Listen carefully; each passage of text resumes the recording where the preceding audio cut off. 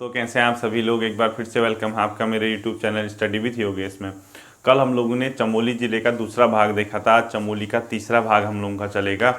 और इससे पहले कि मैं इस सेशन को शुरू करूं, आप लोगों को आने वाले संडे यानी कल का लाइव किस टॉपिक में दूंगा। ये मत सोचना कि सर ने अचानक सडन दिए हैं, आपको कल पूरी की पूरी परीक्षा वाणी प्रिपेयर करके रखनी है। यानी आपसे कल परीक्षा वाणी के क्वेश्चन पूछे जाएंगे और रैंडम कुछ भी पूछ सकता हूँ आपको परीक्षा वाणी से। और इतना समय हो गया परीक्षा वाणी कहते हुए, 10 तारीख के बाद कोई परीक्षा वाणी का टॉपिक नहीं दिया जाएगा।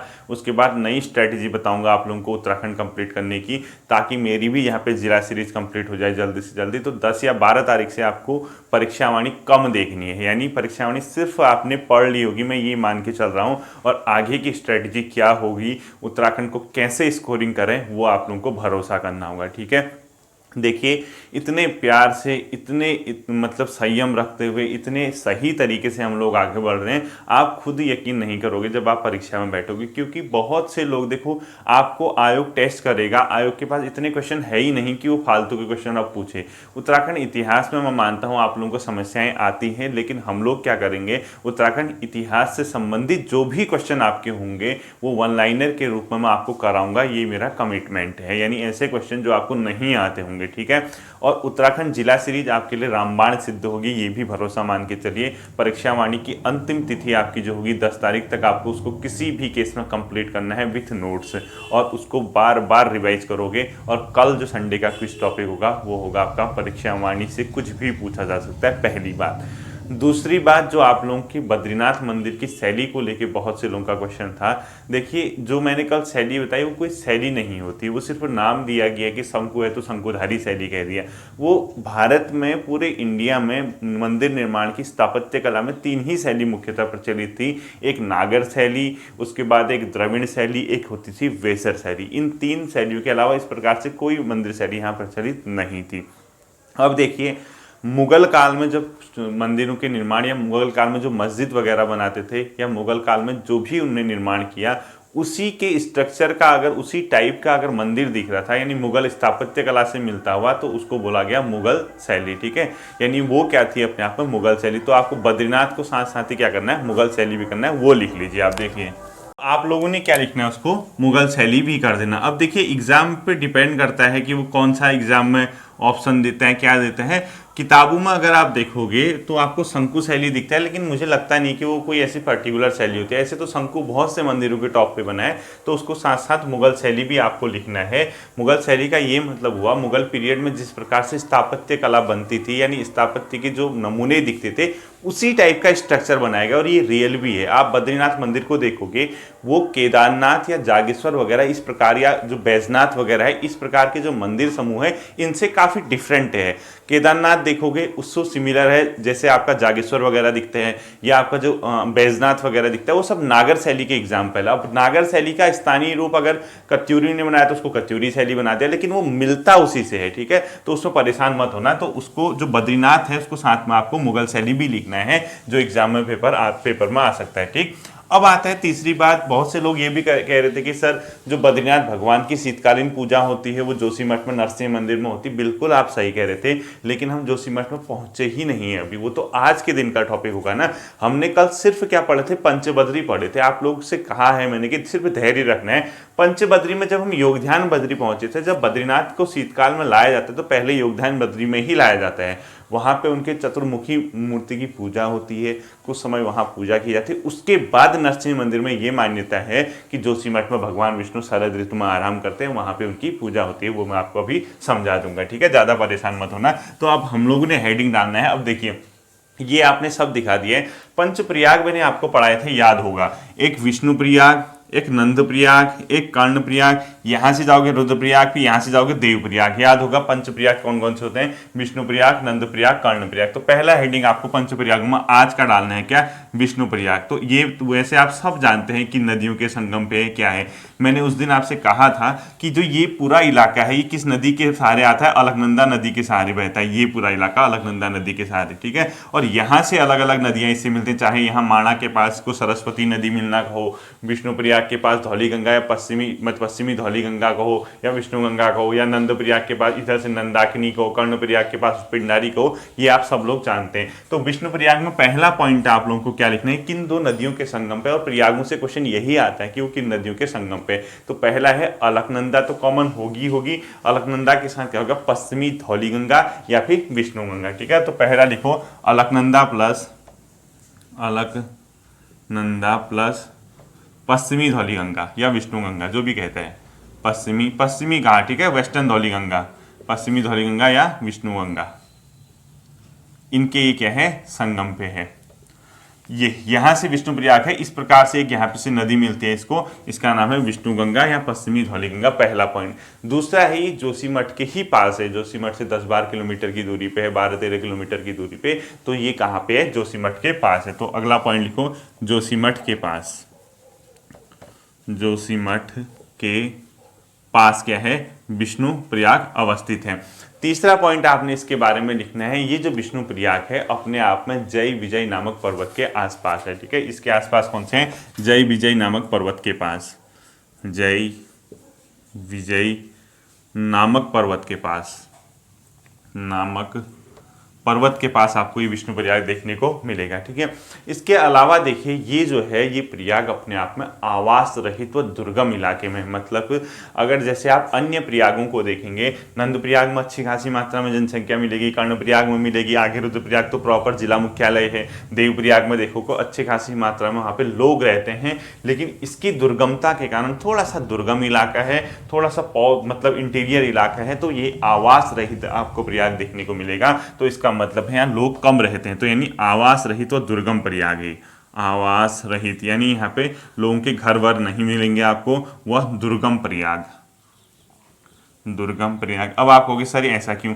खुद देखिए इसकी जो लोकेशन है वो इस जगह पे है और ये हिमालय के उच्च इलाकों में अवस्थित है, तो इस इलाकों में लोगों के लिए रहना इतना आसान नहीं है। ठीक है, क्योंकि ये जितना हाइट पे जाओगे मानव जीवन यानी मानव के रहने के लिए कंडीशन नहीं मिल पाती हैं। साथ ही साथ इसके एक और कॉज है कि जो यहाँ पे अलकनंदा के साथ विष्णु गंगा टकराती है, विष्णु गंगा या धौली गंगा, वो बहुत ज़्यादा मात्रा में अलकनंदा के कंपेरिजन में पानी लेके आती है, और वो जो वाटर लेके आती है यानी जो विष्णु ये धौली गंगा जो पानी लेके आती है वो पानी क्या होता है, बहुत ज़्यादा होता है अलकनंदा के कंपेरिजन में, तो उस इलाके में शोर भी बहुत होता है, यानी दो नदियों के संगम में अच्छी खासी मात्रा में आपको शोर सुनने को मिलेगा या नॉइस सुनने को मिलेगी। ठीक है, तो अगला पॉइंट लिखो, यहाँ पर आपको ऐसे ही लिखना है, यहाँ पर अलकनंदा से ज्यादा पानी विष्णु गंगा ये धौली गंगा लेके आती है, यहाँ पर अलकनंदा से अधिक पानी, अलकनंदा से अधिक पानी कौन लेके आती है, धौली गंगा या पश्चिमी धौली गंगा लेके आती है, पश्चिमी धौली गंगा, वेस्टर्न धौली गंगा जिसको बोलते हैं। ठीक है, अब ये जो पानी है ये जब दोनों नदियों का संगम होता है तो अच्छी खासी मात्रा में आपको नॉइस सुनने को मिलेगी, ध्वनि सुनने को मिलती है। इस वजह से भी यहाँ पे हो सकता है कि रिहायशी न हो, और साथ ही साथ उच्च हिमालयी क्षेत्रों में है जहाँ मौसम ठंडा रहता है, बर्फ रहती है, तो मानव जीवन के लिए अनुकूल कंडीशन या मानव जीवन को फेवर करने वाली कंडीशन यहाँ पे आपको देखने को नहीं मिलेगी। ठीक, ये जो इलाका है विष्णु प्रयाग का, इसको बोलते हैं सूक्ष्म बद्रीनाथ का इलाका, यहाँ से प्रारंभ हो रहा है, यानी ये जो सूक्ष्म बद्रीनाथ है उसका इलाका, मिनी बद्रीनाथ का इलाका यहाँ से प्रारंभ माना जाता है। तो अगला पॉइंट लिखोगे, सूक्ष्म बद्रीनाथ यहाँ से प्रारंभ हो जाता है। ठीक है, सूक्ष्म बद्रीनाथ प्रारंभ, बद्रीनाथ प्रारंभ हो जाता है। ठीक है, बद्रीनाथ प्रारंभ यानी जो सूक्ष्म बद्रीनाथ का इलाका यहाँ से क्या माना जाता है, प्रारंभ माना जाता है। तो अगर आपसे पूछता है कि बद्रीनाथ यात्रा के क्रम में कौन से प्रयाग से सूक्ष्म बद्रीनाथ का इलाका प्रारंभ माना जाता है, तो विष्णु प्रयाग। आपसे पूछता है किस प्रयाग में रिहायशी इलाका यानी आवास रहित इलाका है, वो कौन सा है, विष्णु प्रयाग। आपसे पूछता है कौन सा प्रयाग जय विजय नामक पर्वतों के पास है, आप बताओगे विष्णु प्रयाग। आपसे पूछेगा आवास रहित है तो ये अलकनंदा से, ये तो ये सब आपको पता है कि कौन सी नदियों के संगम पे। कितना बेहतर पढ़ रहे हो, इतना बढ़िया तरीके से पढ़ रहे हो, खुद सोचिए कि आपको इस प्रकार से पढ़ने में कितना मतलब इजी पड़ रहा होगा। मतलब इतना मैंने दिखाया, सिर्फ ये पूछा गया बता भाई चमोली के बारे में कितना जानता है, पंचबद्री घुसेड़ देना उसके दिमाग में, वहीं बेहोश हो जाएगा। बोल देना वहाँ 5 बद्री अवस्थित है, जिसके सबसे उत्तर में कौन सा, बद्रीनाथ, जबकि दक्षिण में आदि बद्री है। इसके पूर्वी भाग में भविष्य बद्री, जबकि इसके मध्य में जोशीमठ के पास पांडुकेश्वर के पास योगध्यान बद्री, और जोशीमठ के पास कौन सा बद्री है, बृहद बद्री। वहीं के वहीं वो वो धराशायी हो जाएगा। वो कहेगा इसने मेरी आंखों में आंखें देख के ये कैसे बना दी। इसको ये नहीं समझ आता कि स्टडी विथ योगेश के साथ वो अध्ययन करता है और उन्होंने मैप इनके दिमाग में छाप रखा है। आयोग कितना इनसे क्वेश्चन घुमाने की कोशिश करे, आप अब गलत नहीं करोगे, सिर्फ और सिर्फ आपके दिमाग में वो मैप छपा होना चाहिए। ऐसे नहीं पढ़ते, सिर्फ वन लाइनर कॉपियों में लिखते जाते कुछ समझ नहीं आता कहाँ है क्या है भविष्य। अब बताओ, मेरा जैसा एग्जामिनर होगा ना, सिर्फ यही पूछेगा कि सबसे पूर्व में कौन सी बद्री आपको देखने को मिलती है, भविष्य बद्री, क्योंकि उसकी लोकेशन यहाँ दिखाई थी, सबसे ईस्टर्न पोर्शन पे हो गया तो भविष्य बद्री। मेरा जैसा एग्जामिनर होगा, सबसे दक्षिण में कौन सी बद्री है, आदि बद्री। वहीं के वहीं बेहोश होने के लिए कुछ समय नहीं लगता है। कौन है एग्जामिनर आप जानते हो, उसकी थिंकिंग क्या है आपको पता चल जाएगा। ठीक है, तो ये हो गया आपका विष्णु प्रयाग। उसके बाद जब अगले प्रयाग पे आते हो आप लोग, इसके साउथ की ओर आओगे तो यहाँ इस पोर्शन पे नंद प्रयाग आपको देखने को मिलेगा। तो जो नंद प्रयाग है, यहाँ पे दो नदियों का संगम होता है। उन नदियों में से एक तो कॉमन रहेगी अलकनंदा, क्योंकि मैं सब पढ़ा चुका हूँ आपको। यहाँ से आएगी आपकी नंदाकिनी, तो अलकनंदा प्लस नंदाकिनी, अलकनंदा प्लस नंदाकिनी का संगम, यानी नंदप्रयाग किन दो नदियों के संगम पे अगर आपसे पूछता है, आप लोग बता देना होशियार बच्चों की तरह, अलकनंदा प्लस नंदाकिनी के संगम पे। इतना फायदा होगा, कभी इंटरव्यू में भगवान करे पहुंचो, खुद ये मैप आपके दिमाग में छपा होगा, उसको कितना बता दोगे। खुद सोचो, जो चमोली जिले से बिलोंग करता होगा, यूपीएससी का अगर इंटरव्यू देता है, स्टेट पीसीएस का इंटरव्यू देता है, अपने होम डिस्ट्रिक्ट के बारे में बताओगेगा, तुरंत ये मैप अपने दिमाग में छपवाए रखना। कितनी चीज़ें बताओगे, एग्जामिनर के साथ साथ जो इंटरव्यू बोर्ड वाला है वो खुद बेहोश न हो जाए। ठीक है, आपका नॉलेज देख के। तो अलकनंदा प्लस नंदाकिनी के संगम पे कौन सा प्रयाग है, नंद प्रयाग अवस्थित है, इसको ध्यान में रखना। और ये जो प्रयाग है, यहाँ से स्थूल बद्रीनाथ का इलाका प्रारंभ होता है। जैसे सूक्ष्म के बाद क्या होता है, स्थूल, सूक्ष्म का विलोम होता है, तो स्थूल बद्रीनाथ का इलाका प्रारंभ, स्थूल बद्रीनाथ का इलाका प्रारंभ, यानी स्थूल बद्रीनाथ का प्रारंभ यहाँ से माना जाता है नंदप्रयाग से।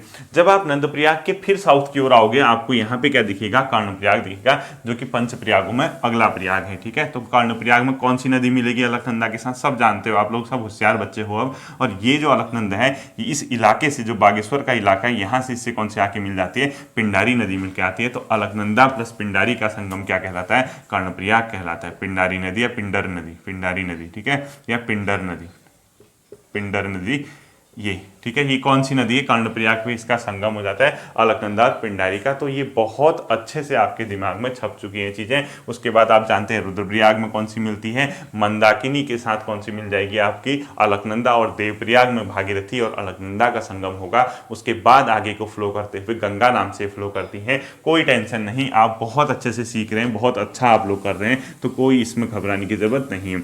अब देखिए, अगली हेडिंग आपको डालनी है गैरसैंण। क्या डालोगे, गैरसैंण। पिछले कुछ समय से बहुत ज़्यादा चर्चाओं में रहा है गैरसैंण, जिसका नाम है सैंण। सैंण किसको बोलते हैं, प्लेन इलाके को बोलते हैं, कुमाऊं और गढ़वाल में। ठीक है, सैंण का मतलब ही प्लेन होता है। वास्तव में गैरसैंण उस इलाके में प्लेन टाइप का दिखता है। जैसे आप भराड़ीसैंण जाओगे, टॉप में है भराड़ीसैंण, गैरसैंण से 4 या 5 किलोमीटर की दूरी पे, जहाँ विधानसभा भवन का निर्माण किया गया है, जहाँ ग्रीष्मकालीन राजधानी का मुख्य कार्यालय होगा, वहाँ से अगर आप गैरसैंण दिखोगे, गैरसैंण नीचे दिखता है, डाउन में, यानी एक घाटी में टाइप का दिखता है। और काफ़ी मतलब सही इलाका है एक प्रकार का। और उसके इधर उधर तो कुछ नहीं है, चौखुटिया ही उसके बाद एक ऐसी जगह है जो इससे मिलती है, वो प्लेन का इलाका टाइप का देखने को मिलेगा। तो गैरसैंण बहुत चर्चा में रहा है। तो इसमें पहला पॉइंट लिखिए, राज्य की ग्रीष्मकालीन राजधानी, राज्य की ग्रीष्मकालीन राजधानी। क्या लिखोगे, राज्य की ग्रीष्मकालीन राजधानी। ठीक है, ग्रीष्मकालीन राजधानी, यानी इसका मतलब है जो समर कैपिटल है उत्तराखंड राज्य की, वो कौन सी है, गैरसैंण है। अब देखना, भविष्य में ये निश्चित तौर पे परमानेंट कैपिटल भी बनेगी, क्योंकि राजनीति करने के लिए अब एक ही मुद्दा बचा है, गैरसैंण को स्थायी राजधानी बनाओ। अब देखना, भविष्य में जो पार्टियां सत्ता में आएंगी, वो कभी ना कभी अनाउंसमेंट जरूर करेंगे कि गैरसैंण परमानेंट राजधानी होगी। हालांकि इसको इंफ्रास्ट्रक्चर डेवलप करने में बहुत समय लगेगा, क्योंकि देहरादून उसके कंपैरिजन में बहुत आगे निकल चुका है। लेकिन कभी ना कभी एक ऐसा समय आएगा जब इसको परमानेंट राजधानी बनाया जाएगा। ठीक है, तो ये गैरसैंण राज्य की क्या है, ग्रीष्मकालीन राजधानी है, वो यहाँ पर है। और इसका जो अनाउंसमेंट किया गया था, यानी जो इसकी घोषणा हुई थी, कब की गई थी, 4 मार्च 2020 के बजट सत्र में माननीय मुख्यमंत्री जी के द्वारा, 4 मार्च 2020 को माननीय मुख्यमंत्री जी द्वारा इसकी घोषणा की गई थी और इसको जो राज्यपाल की स्वीकृति मिली थी यानी जो नोटिफाई किया गया था वो कब हुआ था? 8 जून 2020 को, 8 जून 2020 को, ठीक है। यानी जो स्वीकृत हुआ था 8 जून 2020 को गैरसैंण को स्थायी मतलब ये ग्रीष्मकालीन राजधानी राज्य की बनाया गया। ये जो ग्रीष्मकालीन राजधानी है ये राज्य निर्माण से पहले भी इसको राजधानी बनाने की सिफारिशें चलती थी और उसी क्रम में कमेटी हुआ करती थी, उसका नाम था मतलब कौशिक समिति। कौन सी समिति? कौशिक समिति। कौशिक समिति ने भी क्या किया था? इसको राजधानी बनाने की सिफारिश की थी जिसका नाम था रमाशंकर कौशिक समिति, ठीक है।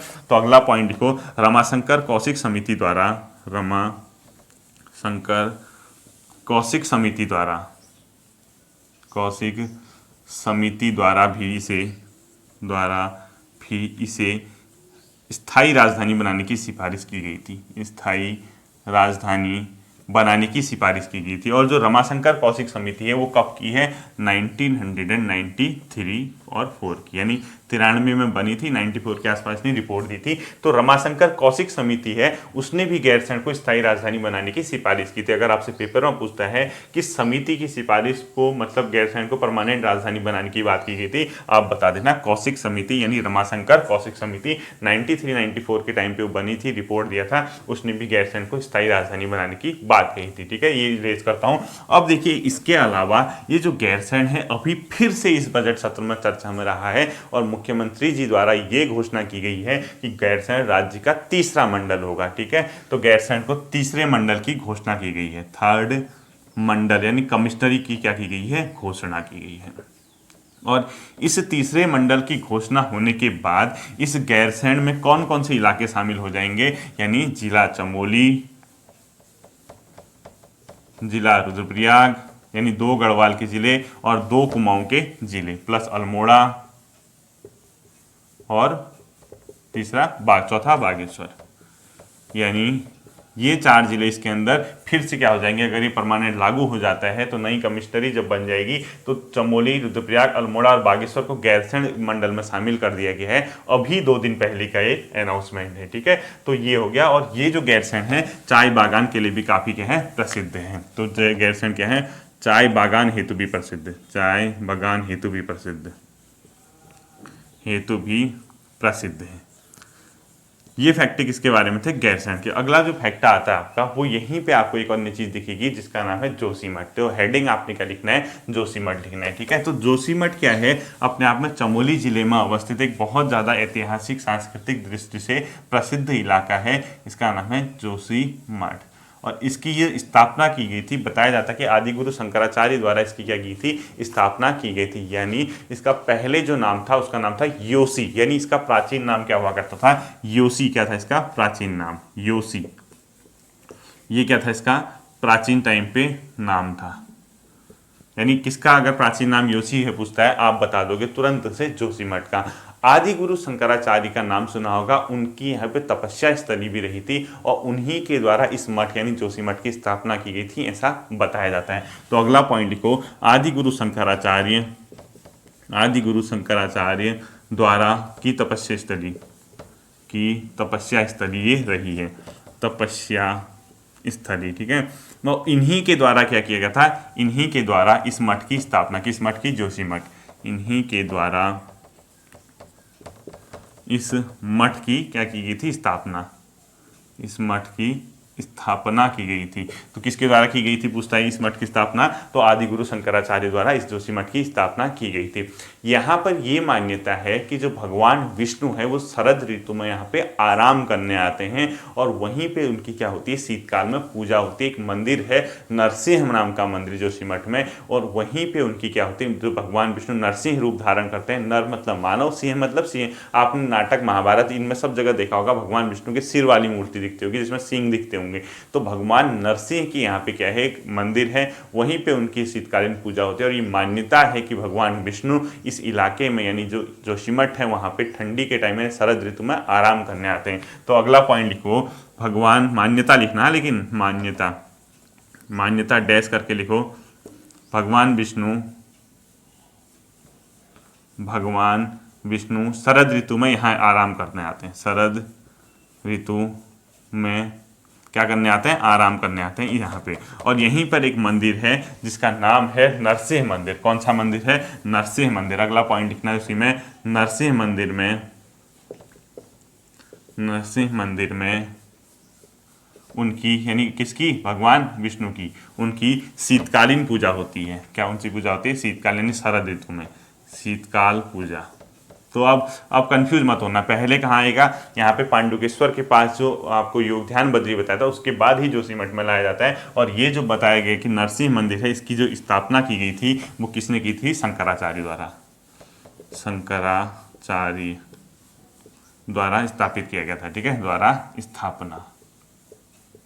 ये किसके बारे में, जोशीमठ के बारे में, ये इनकी द्वारा क्या की थी, स्थापना। और यहीं पे आदि गुरु शंकराचार्य ने पूर्णागिरि सिद्धिपीठ की भी स्थापना की गई थी। ठीक है, किसकी, अगला पॉइंट लिख लो, यहाँ पर शंकराचार्य द्वारा पूर्णागिरि शक्तिपीठ की क्या की थी, स्थापना की गई थी। और ये पॉइंट ध्यान रखना कि पूर्णागिरि शक्ति देवी पीठ की स्थापना कहाँ पे की गई थी, आप बता देना। तो ये जोशीमठ में।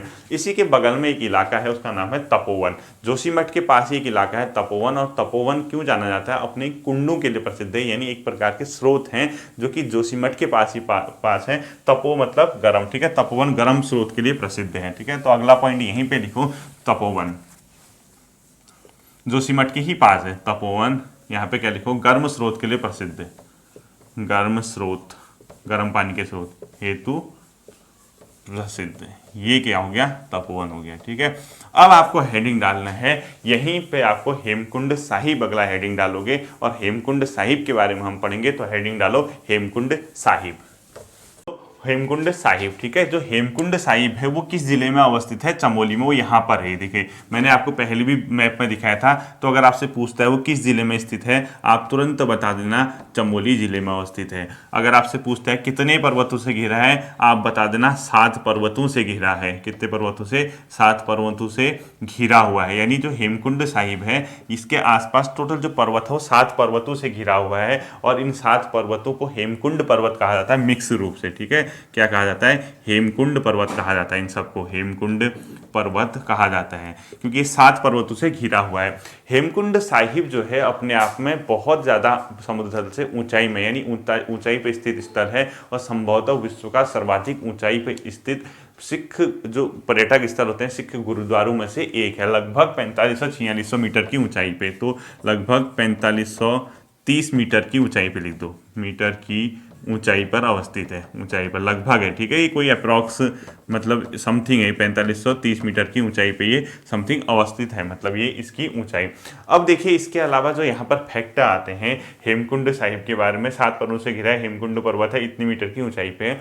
हेमकुंड साहिब जो है यहाँ पर एक झील है, कौन सी, इसी हेमकुंड साहिब में। उस झील को जो हाथी पर्वत है चमोली में, और एक और पर्वत है उसका नाम है सप्तश्रृंगी पर्वत, उन पर्वतों से क्या मिलता है, पानी मिलता है। ठीक है, तो यहाँ पर लिख दो, यहाँ पर एक झील है, एक झील। और इसी झील के सामने, अब झील को पानी कहाँ से मिलता होगा, जो यहाँ पे पर्वत होंगे, इतना नहीं पढ़ना है। ठीक है, हाथी पर्वत वगैरह से पानी मिलता है। यहाँ पर एक झील है और इसी झील के सामने एक गुरुद्वारा है। क्या है, एक गुरुद्वारा सिखों का पर्यटक स्थल है और जिसको हेमकुंड साहिब के रूप में जाना जाता है। तो क्या लिखोगे, इसी के सामने एक गुरुद्वारा है, इसी के सामने एक क्या है, सिख पर्यटक स्थल गुरुद्वारा है। ठीक है, बताया जाता है गुरु गोविंद सिंह आए थे, ये है वो कहानी आप पढ़ते रहना, हमें एग्जाम के हिसाब से देखना है। इसी के सामने एक क्या है, गुरुद्वारा है जो चमोली में अवस्थित है।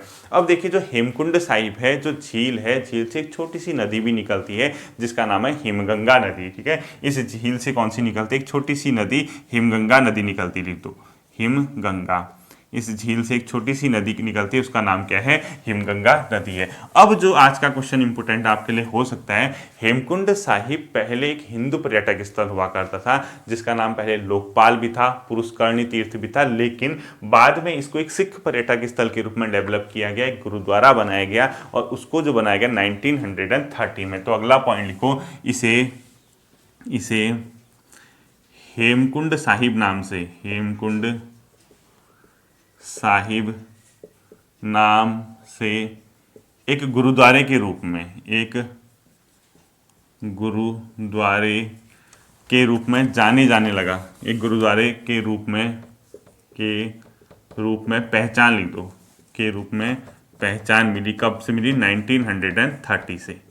लगभग 1930 से इसको एक गुरुद्वारे के रूप में हेमकुंड साहिब को क्या मिली है? पहचान मिली है। ठीक है, ये इसके बारे में हो गया। और यहाँ पे क्या है बता दिया, एक छोटी सी नदी निकलती हिमगंगा। उससे पहले ये क्षेत्र क्या कहलाता था? लोकपाल या पुष्कर तीर्थ भी कहलाता था, पुष्करणी तीर्थ। उससे पहले ये क्या कहलाता था? लोकपाल, लोकपाल प्लस पुष्कर तीर्थनी, पुष्कर तीर्थनी, ठीक है, कहलाता था ये इलाका, जो कि हिंदू पर्यटक स्थल या हिंदू धार्मिक स्थल था।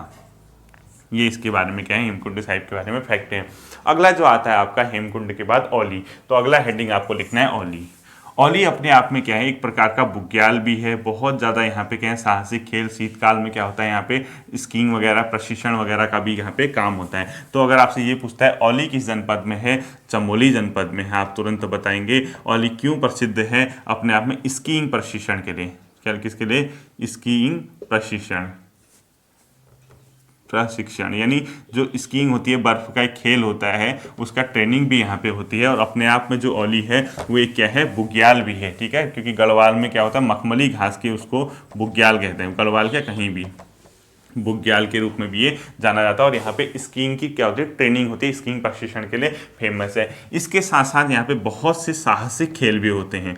क्या होते हैं? साहसिक खेल हेतु भी जाना जाता है। खेल हेतु भी, हेतु भी विश्व प्रसिद्ध लिख दो। यहाँ पे विंटर गेम होते हैं। ठीक है, विश्व प्रसिद्ध औली। और इन चीज़ों के लिए जाना जाता है। यहाँ पे साहसिक खेल भी होते हैं और उस साहसिक खेलों के लिए क्या है? बहुत ज़्यादा प्रसिद्ध भी है। हिम क्रीड़ा जिसको आप लोग कहते हैं, यानी बर्फ में जो खेल होते हैं, हिम क्रीड़ा हेतु भी प्रसिद्ध है। साहसिक खेल हेतु भी विश्व क्या है? प्रसिद्ध है। बहुत फेमस है औली। ठीक है, यहाँ पर जनवरी से लेकर मार्च के आसपास तक विविध प्रकार के साहसिक खेल होते हैं। तो जो विश्व प्रसिद्ध है कब होंगे? जनवरी से मार्च के बीच, क्योंकि ये जो इलाका है यहाँ पे क्या हो जाएगा? जनवरी से मार्च अपने आप में पूरा बर्फ वगैरह रहेगी। तो उस दौरान यहाँ पे अलग अलग प्रकार के हिम क्रीड़ाएं होती हैं, यानी बर्फ में जो खेल होते हैं उसी के लिए। अब इसी के पास एक रोपवे भी है, आप लोगों ने सुना भी होगा, जोशीमठ ओली रोपवे। ठीक है, तो जोशीमठ ओली रोपवे जो शुरू हुआ था वो 1993 से शुरू हुआ था। और जो ओली है वो किसके पास है? जोशीमठ। तो लिखो इसी के पास, इसी के पास जोशीमठ ओली रोपवे है। इसी के पास जोशी, इसको मैं इरेज कर रहा हूँ। ठीक है, इसको आप नोट कर लेना। इसी के पास जोशीमठ ओली रोपवे, यानी एक रोपवे है जो जोशीमठ से कहाँ जाएगा? ओली जाएगा। जोशीमठ ओली रोपवे है। और इस जोशीमठ ओली रोपवे का जो शुरुआत हुई थी 1993 से हुई थी। ये लिख लेना। ठीक है, यानी 1993 से 1993 से जोशीमठ ओली रोपवे की शुरुआत हुई थी। चमोली में है, स्कीइंग प्रशिक्षण होता है, बुग्याल भी है, साहसिक खेल होते हैं मार्च, जनवरी से मार्च। और इसके पास जो ओली और जोशीमठ को जोड़ने वाला जो रोपवे है उसकी जो शुरुआत हुई थी 1993 में हुई थी। और ये भी बताया जाता कि भारत की प्रधानमंत्री इंदिरा गांधी के द्वारा यहाँ पर 1983 में जो साहसिक जो ओली वाले में जो खेल वगैरह होते हैं उनका शुभारंभ भी किया था। ये भी फैक्ट है इसके बारे में। ठीक है, तो अगला पॉइंट लिखो, 1983 में इसका शुभारंभ किया गया था यहाँ पे खेलों का। ठीक है, फिर बात प्रॉपर तो बाद में चला होगा। 1983 में शुभारंभ, किसका शुभारंभ? जो साहसिक खेल होते हैं। ठीक है, शुभारंभ भी किया था 1983 में खेलों का, साहसिक खेलों का, साहसिक खेल का, भारत के प्रधानमंत्री द्वारा। ठीक है, ये तो ओली के बारे में था। अगला जो आता है आपका वो बहुत ज़्यादा फेमस चीज़ है, उसका नाम है माणा। तो अगला लिखिए आप माणा। माणा एक ग्राम है, भारत का अंतिम गांव जिसको बोलते हैं, खासकर हमारे उत्तराखंड से तो वही है। तो माणा क्या है? अपने आप में भारत का अंतिम गाँव है, भारत का अंतिम क्या है? ये गांव है। ठीक है, क्योंकि यहाँ से अगर आप जाओगे, यहाँ से फिर तिब्बत का इलाका आ जाएगा इस वाले इलाके में। ये जो माणा है, यहाँ जो है अलकनंदा नदी है इस इलाके में, और यहाँ से एक नदी आती है उसका नाम है सरस्वती। तो ये किसके संगम पे है? अलकनंदा और सरस्वती के संगम पे है, उसी को केशव प्रयाग बोला गया है। तो क्या लिखोगे? अलकनंदा व सरस्वती के संगम पे, अलकनंदा प्लस सरस्वती का संगम, सरस्वती संगम। और ये अलकनंदा और सरस्वती संगम को ही क्या बोला गया है? केशव प्रयाग बोला गया है, केशव प्रयाग बोला गया है। ठीक है, अलकनंदा और सरस्वती का संगम है, इसी को क्या बोला गया है, केशव प्रयाग। माणा जो है, माणा अपने आप में मणिभद्रपुरी भी कहलाता है पुराणों में, यानी पुराणों में इसका जो नाम है, पुराण में क्या कहा गया है इसको, मणिभद्रपुरी। तो अगला लिखो, पुराणों में इसे मणिभद्रपुरी कहा गया है, मणिभद्रपुरी कहा गया है। ठीक है, मणिभद्रपुरी किसको कहा गया है, पुराणों में माणा को ही कहा गया है। यहाँ पर एक बहुत ही फेमस पुल है जो पूरा पाषाण से बना है, पत्थरों से बना है और विश्व प्रसिद्ध है और वो सरस्वती नदी के ऊपर है, जिसका नाम है भीम पुल। ठीक है, तो अगला पॉइंट लिखो, यहाँ पर विश्व प्रसिद्ध पाषाण युक्त पुल भीम पुल है, विश्व प्रसिद्ध पाषाण युक्त पुल भीम पुल अवस्थित है। क्या लिखोगे, भीम पुल कहाँ अवस्थित है, अगर आपसे पूछता है आप बता दोगे माणा ग्राम के पास। किस नदी पे है, सरस्वती नदी पे, सरस्वती नदी पे। यानी विश्व फेमस एक पुल है जो कि पाषाण का बना है, याद रखना। ठीक है, पाषाण मतलब पत्थरों का बना है, पाषाण यानी पाषाण से बना पुल विश्व प्रसिद्ध है, जिसका नाम है भीम पुल। और किस नदी पे पूछता है, सरस्वती। कहाँ है पूछता है, माणा में, तो ध्यान रखना। ठीक है, भीम पुल किस नदी पे पूछता है, सरस्वती नदी पे, वो यहीं पे है। जैसे ये सरस्वती आ रही तो यहाँ पे आपका क्या है, भीम पुल है, जो कि सरस्वती नदी पे है और ये माणा में अवस्थित है और पाषाण से बना है। यहाँ दो बहुत फेमस है, घंटाकर्ण का मंदिर है और बद्रीनाथ की माता की मूर्ति भी यहाँ पे मिलेगी। यहाँ पर घंटाकर्ण